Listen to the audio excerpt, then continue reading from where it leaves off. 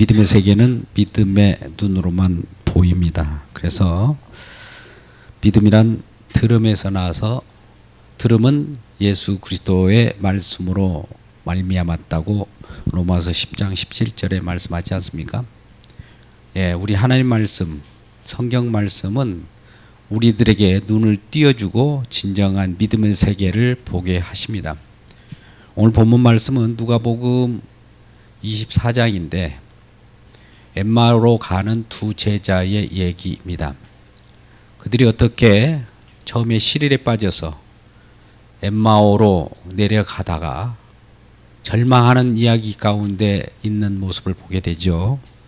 첫 9절 13절이 이렇게 시작합니다. 그날에 그들 중 둘이 예루살렘에서 25리쯤 되는 엠마오로 하는 마을로 가면서 이 모든 된 일을 서로 이야기하더라.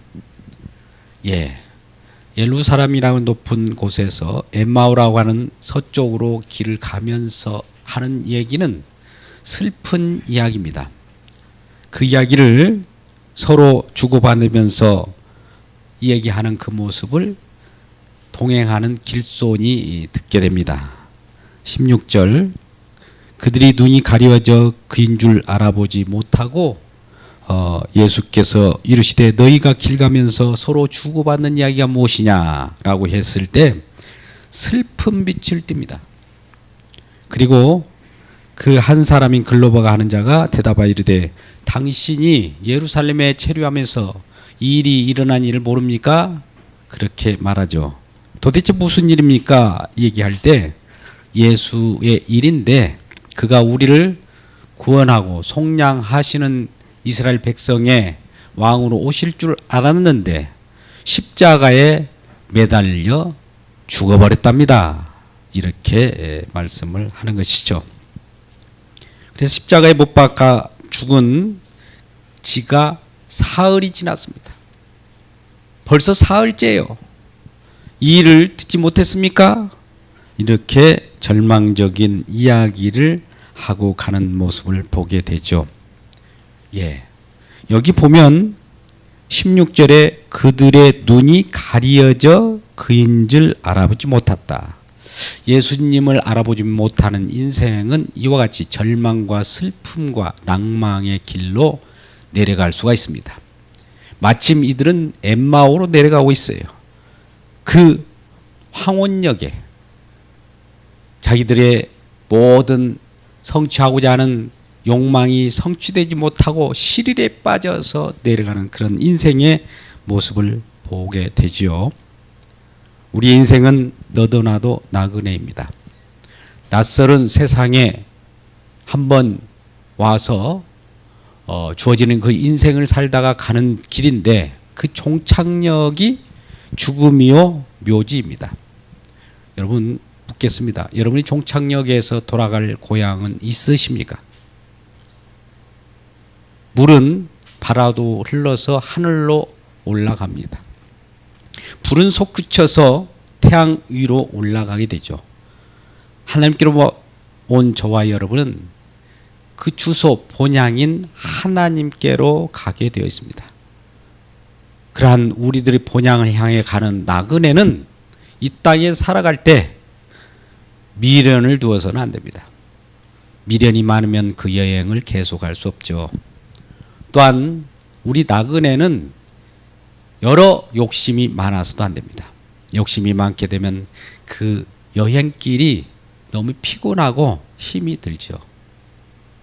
그러나 우리에게 소망이 있다면 이 세상을 사랑할 때 나그네로 살아가는 그 여정 속에 하늘을 향하여 하나님을 바라보고 가는 그 길, 이 길이 진리의 길인지 이 길이 다른 길인지를 확인하며 갈 때 우리 주님께서는 그 길을 인도하여 주시고 내가 곧 길이요 진리요 생명이니 나로 말미암지 않고는 아버지께로 갈 자가 없다 말씀하신 그 말씀에 비추어 예수님이 가는 그 길 십자가의 길만이 하나님을 만나는 영생의 길임을 가르쳐 주셨습니다. 본문은 그럼에도 불구하고 서쪽으로 가는 엠마오의 길이었습니다. 그 마을은 낮은 곳에 있습니다. 예수님의 두 제자가 슬픈 기색을 가지고 내려가는 그 모습이 14절에 고스란히 나와 있었죠. 그래서 이 모든 된 일을 이야기하더라. 되어진 일에 대해서 평가를 긍정적인 평가가 아니고 믿음의 평가가 아니고 부정적입니다. 다 끝나버렸어. 예수가 십자가에 죽었대. 하나님이 죽었대. 이런 절망적인 말을 하게 되는 것이죠. 여러분, 엠마오로 가는 길은 방탕의 길입니다. 낙심의 길입니다. 또한 절망의 길이죠. 엠마오는 오늘 본문의 말씀을 보니까 내려가는 길이라고 되어 있어요. 그 길은 또한 모르는 길이라고 합니다. 알지 못하는 길. 그래서 우리는 너도 나도 방탕의 길, 헤매는 길인 것이지요. 우리의 인생의 길은 한 치 앞도 내다볼 수 없는 모르는 길을 가고 있는 것입니다. 예수 없는 인생은 이와 같이 방탕의 길을 갈 수밖에 없어요. 이 길은 또한 슬픔의 길이라고 합니다. 너도 나도 슬픈 대화를 나누면서 내려가는 길이에요. 어떻게 보면 슬픈 빛을 띠고 자기들의 기대한 모든 것들이 허물어져서 이제 모든 것을 버리고 낙향하는 낙향의 길입니다. 낙향의 길에 가는 슬픈 대화의 길이죠. 예수 없는 인생의 길은 바로 죽음의 길입니다. 인생은 너도 나도 죽음의 길을 향하여 가는 노정 속에 나그네들입니다. 그런데 이러한 과정 속에 우리 주님을 만나게 되면 어떤 일이 벌어질까요? 우리가 주님을 만나려고 애쓴다고 해서 되어지는 것은 아니지만, 아까 믿음은 들음에서 나고 들음은 예수 그리스도 말씀으로 말미암아 안 맞듯이 우리가 성경 말씀을 부여받고 또 복음을 전한 자의 그 복음을 듣고 날마다 묵상함으로써 우리 주님께 향하는 마음만 갖고 있다면 하나님께서 우리를 찾아오십니다. 길 가는 나그네의 여정 속에 길손으로 함께 등장하면서 그 우리의 슬픈 이야기 소리를 듣는 이 모습을 보게 되죠. 그래서 이 길손으로 함께 동행한 두 제자와 동행하는 예수님께서 이와 같이 말씀합니다. 25절 이르시되 미련하고 선지자들이 말한 모든 것을 마음에 덜이 믿는 자들이여 그리스도가 이런 고난을 받고 자기 영광에 들어가야 할 것이 아니냐. 하나님의 말씀을 보니 선지자의 말한 모든 것, 그것을 왜 더디 믿느냐? 왜 그것을 받아들이지 않느냐? 그 내용인즉슨 26절 그리스도가 이런 고난을 받고 자기의 영광에 들어가도록 성경 말씀에 되어 있는데 왜 이것을 받아들이지 못하느냐? 고난이 있고 영광이 있는 것이다, 이런 말씀이에요. 십자가가 있고 부활이 있다라고 하는 것을 왜 믿지 못하느냐? 죽었다가 사흘 만에 살아나는 것을 왜 못 믿느냐? 이런 징책의 말씀이지요. 여러분, 먼저 엠마오 내려가던 제자들에게 예수님이 찾아오셨습니다. 예수님이 찾아오면, 예수님을 만나면 우리의 죽음 문제는 다 사라져 버립니다. 우리의 슬픈 문제도 사라집니다. 우리가 절망했던 여러 가지 낙심한 부분까지도 다 사라지게 됩니다. 우리의 문제는 무슨 문제입니까? 아담의 범죄로 우리 마음 가운데 죄가 들어와 그 꼬임 속에 먹고 마시며 사단의 권세의 지배 아래 있다 보니 우리가 하는 모든 일마다 하나님께 원수되는 일을 하게 되므로 이 모든 하나님과 원수된 자는 그 끝이 종말이 죽음이죠. 그래서 이러한 죽음의 길에서 다시 예수님을 만남으로 돌아서는 회개하는 인생이 되는 것이죠. 그래서 이 더디 믿는 자들이요, 예수님께서, 그리스도께서, 하나님의 아들이 고난을 받고 영광을 받는 것이 수순이라는 거예요. 이 길소는 두 제자와 함께 어느덧 엠마오에 다다랐고 저녁 시간이 되었습니다. 저녁 식사를 하자고 초청해서 같이 식사를 할 때 이 길손인 예수님이 두 제자와 더불어 떡을 떼어 기도를 합니다. 그 식탁을 교제할 때, 떡을 먹을 때 갑작스럽게 그 축복의 내용, 그 고난과 영광의 내용이 그 마음 가운데 들어오자 이 두 제자는 그대서야 예수님께서 고난받고 십자가에 부활하셔야 될 분을 알게 되죠. 그걸 알아차는 순간 바로 앞에 그분을 쳐다보는데 그분은 어디로 가고 없으신 거예요. 그분 또 다른 절망 가운데 있는 제자를 찾아 나설 수도 있습니다. 그들은 이제 방금 우리가 만났던, 우리 하나님의 말씀을 풀어 우리에게 가르쳤던 그분이 예수님이구나, 예수님이 부활하셨구나, 이렇게 알게 되었죠. 그 순간 이들은 부활의 주님을 만났을 때 회개하게 되죠. 절망의 길, 낙향의 길, 시리의 길, 이러한 길로부터 즉시 다시 일어서서 저 예루살렘, 평화의 터전인 하나님께로 향하게 됩니다. 어쩌면 그렇게도 무거웠던 발걸음이 이처럼 가볍더란 말입니까? 이러한 예수의 얘기가 엠마오 두 제자의 얘기입니다. 33절, 곧 그때 일어나 예루살렘에 돌아가 보니 11 제자와 그와 함께한 자들이 모여 있었다. 예수 부활의 생명을 알고 이제 모여들기 시작한 거예요. 그래서 34절 말하기를 주께서 과연 살아나시고 시몬에게 보이셨다. 또 두 사람도 길에서 된 일과 예수께서 떡을 떼심으로 자기들에게 알려주신 것을 또 같이 공유하게 되겠습니다.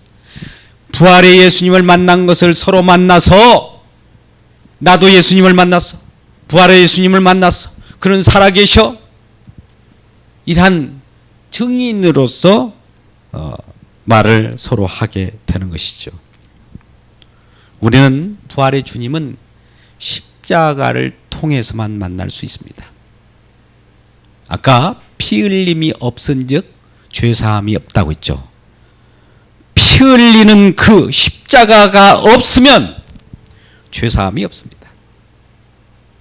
많은 종교들은 구원을 요구합니다. 그들도 좋은 곳에 가고 싶고 편안한 삶을 살기를 원해요. 그런데 그 속에 죄사함이 있어야 평안한 삶을 살고 기쁨의 나라에 갈 수 있는데, 죄사함이 우리에게 주어지는 것은 피 흘림입니다. 십자가입니다. 십자가를 통한 부활, 십자가를 통한 그 영광을 바라보며 살아가는 저와 여러분 되시기를 주님의 이름으로 축복합니다. 그들이 돌아가는 길은 어떤 곳이었습니까? 예루살렘이었습니다. 평화의 터전이에요. 그곳은 하나님이 이스라엘 백성들을 만나주는 곳이었습니다. 엠마오로 가는 길은 서쪽으로 가는 것입니다. 그러나 예루살렘으로 가는 것은 서동쪽으로 가는 겁니다. 해 지는 곳에서 해 뜨는 곳으로 갔습니다. 절망에서 기쁨의 장소로 이동하는 이러한 제자들의 모습을 보게 되지요. 우리 인생도 마찬가지입니다. 절망 가운데, 낙심 가운데 엠마오로 향하여 낙향하는 우리들을 부활하신 주님이 찾아오셔서 우리를 만나 주신다면 다시 우리의 생각과 우리의 삶은 저 예루살렘, 시온, 하나님 주시는 저 하나님 나라를 향하여 달려갈 것입니다. 그것도 기쁜 마음으로, 즐거운 마음으로 뛰면서 달려가는 놀라운 인생을 살아가기를 주의 이름으로 축복합니다. 그러면 그곳에 가서 주님을 만났을 때 그동안 두려움에 떨었습니다. 우리는 사단의 권세 아래에 있었을 때 너무나 괴롭고 쓰라리고 힘든 그런 생활을 하게 되죠. 내 가족 간에도 내 이웃 간에도 사회 속에서도 여러 어둠 가운데 빛이 안 보이므로 남을 해치며 내가 앞장서려고 하는 그런 일들을 많이 벌이게 되죠. 그래서 날마다 하루하루 살아도 두려움 속입니다. 아무리 우리 주님께서 아무것도 염려하지 말고 모든 일에 기도와 간구로 감사함으로 하나님의 알아라고 할 때도 우리는 감사가 나왔습니까? 날마다 근심 걱정이고 불안 공포 있지 않습니까? 근데 우리는 부활의 주님께서는 우리에게 이와 같이 말씀합니다. 평안할지어다 샬롬 이렇게 말씀하는 그 모습을 36절 말씀에서 나타납니다. 예수께서 친히 그들 가운데 서서 이르되 너희에게 평강이 있을지어다. 네, 옆분께 인사할까요? 샬롬 인사하겠습니다. 샬롬 부드럽게 해야 돼요. 살롬 하면 욕 같아요. 네, 샬롬 해야 되겠죠. 죽을 놈 말고 살 놈 말입니다. 평강이 있을지어다. 다시 한번 인사하겠습니다. 평강이 있을지어다. 네, 하나님이 이루어지는 일은 찌어다입니다. 이러한 우리 마음 가운데 두려움은 사라지고 우리를 날마다 공포 가운데 넣었던 그 사단의 세력은 파괴되고 부활하신 주님께서 이미 십자가에서 사망 권세 어둠을 물리쳤기 때문에 우리는 평강이 들어온 거예요. 이 평강 샬롬의 삶을 살아가면서 기쁨을 누리는 저와 여러분 되시길 주 여러분 축복합니다. 오늘 말씀의 내용은 이거예요. 사실 부활의 주님을 증거하는 과정 속에 더 중요한 것은 말씀대로 이루어지는 현장이라는 거예요. 고난과 영광을 받는다고 하는 구약의 말씀이 이루어지는 내용들이 그대로 있는 거예요. 이 내용에 약속의 말씀이기 때문에 곧 있으면 약속을 또 기다리라고 말씀합니다. 이란 예수님이 제자들에게 너희는 몇 날 며칠이 안 되어서 하늘로부터 약속을 줄 건데 그가 나에 대해서 다시 한번 증거할 것이다. 이 땅에 와서 나의 생애와 내가 고난받고 십자가에 죽은 모든 내용에 대한 것들은 그 약속의 성령이 오심으로 너희가 눈이 밝히 열리고 그때 내가 왜 말씀대로 와야만 됐고 또 그 말씀대로 이루어야만 되었던 것들을 알려줄 때 너희 가운데는 평강이 이르고 너희 가운데는 하나님 나라가 임하였으며 영원한 생명을 얻은 것을 증거하리라. 이렇게 말씀하시는 겁니다. 이러한 부활의 생명으로 영원한 삶을 살아가는 저와 여러분 되시기를 주님의 이름으로 축복합니다.